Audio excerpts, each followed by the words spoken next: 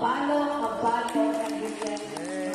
So, sana marami pang Moises na taga-Ilagan na magbabalik at magsasabing, ito, nag-aral kami. Ito yung message namin. Sana i-consider ninyo ang pag-aaral na to, hindi sa pangsarili ko, kundi para sa mga tao ninyo. Maraming salamat, Moises, and may God bless you always.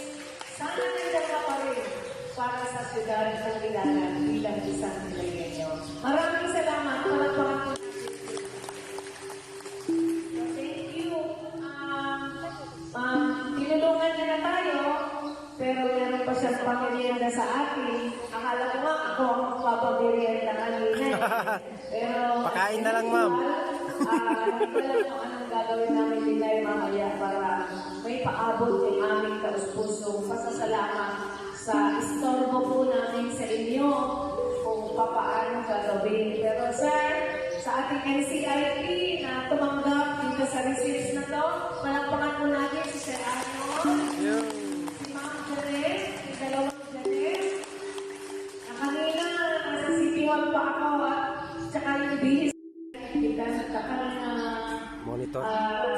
Sine, badik na sine, o badik na TV na pag-irawan para ma-explain mabuti yung message ni Moises, no? Yung giniwa na receipt o pag-aaral o pag-bidyano ay talaga makaklasta. In one way, ufol na wayana na may rekomenda para kalukan ng gobyerno na Ilagan. May kadua, tanitang na farmers sa web. Kaya recommendation na nanuwi, base na research. Yan final na conclusion na nanuwi na ano yung final research mo? Agrikultura sa pagdakal ng tanong kung papaano dinamanage ng mga ibanang kasi indigenous people lumatagal, matakal itanong.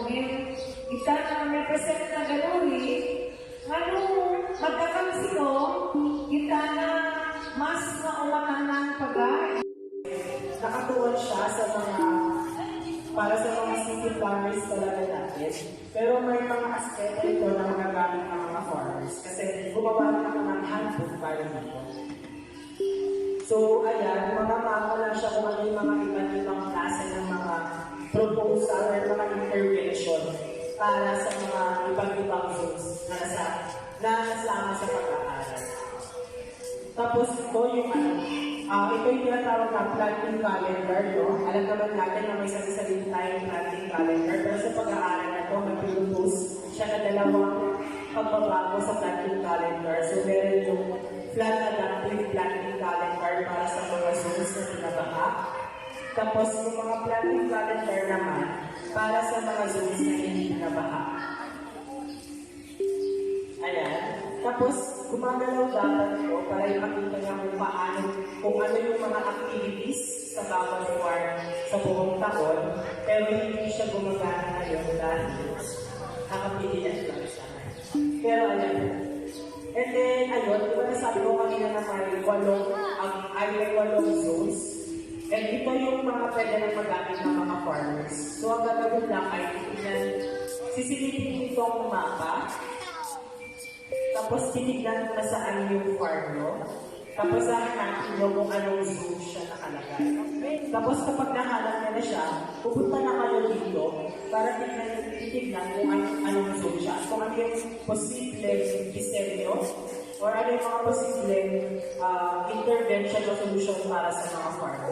So ito is para sa mga farm na under sa agroforestry zone. So, para sa agrikultura, ayan. Nasisira yung mga uplands natin, yung mga bubugin. Dahil sa pagkasira mo, nagkakaroon ng erosion, bumababa yung mga lupa. Tapos, nagkakaroon din ng flooding, alam natin yun. At ang isa sa mga bansa is yung land conversion. Yung pinagdadagdag yung mga lupa para convert sa ibang gamit maliban sa pagsasaka.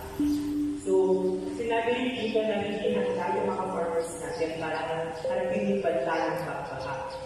And then pagdating naman sa political condition, sinabi niya naman na well-supported naman ang farming dito sa Bilaran. And then pagdating sa industrialization, na nagsisimula na yung pag-industrialize o yung paggamit ng mga iba't ibang machines, ng mga facilities, kung makikita niyo yung mga ibang projects na tumatayo sa Bilaran. Ayan, then yung pangalawang parte naman ng pag-aaral nito is ito, medyo technical siya kasi medyo research siya. Ang ginawa, para mapadali, ang ginawa ko lang ay nagbasa ako ng mga iba't ibang pag-aaral dahil yung isang sistema upang makapalang ng mga iba't ibang paraan ng pagsagot sa baha sa farming.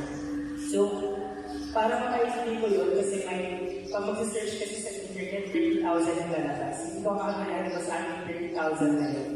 Kaya may mga ginamit tayo paraan para mapag-avoid 30,000 na yun sa 19. Yung mga 19 na yun, yun yung pinasa na mabuti upang makagawa ng mga paraan upang masagot yung pagbaha. So yung 19 na yun, ito yung nagsisilbing scientific knowledge. O ito yung mga kaalaman na mula sa mga institusyon, mga scientists, mga research natin sa DA, or yung mga nasa akademya. Sila yung mga talaga nag-research ng mga paraan. Then, yung isang klase naman ng kaalaman, iba yung sabi ko kanina ay galing sa mga scientists, scientific. Hindi pwede mawala yung local na knowledge o yung kaalaman ng mga farmers.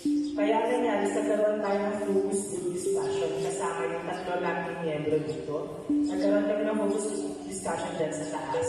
And ang kinalabasan ng pag-aaral na yun ay base sa pag-aaral na yun o doon sa usap na yun, may apat na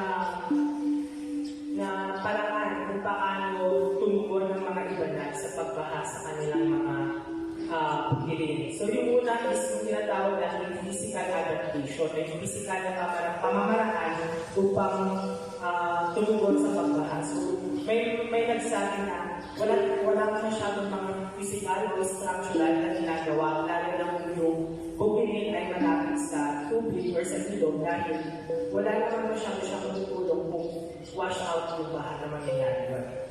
And then yung pangalawa naman, may nagsabi na may pinapractice na ng pagbubukan o pagbubukal ng kanal para makakuha or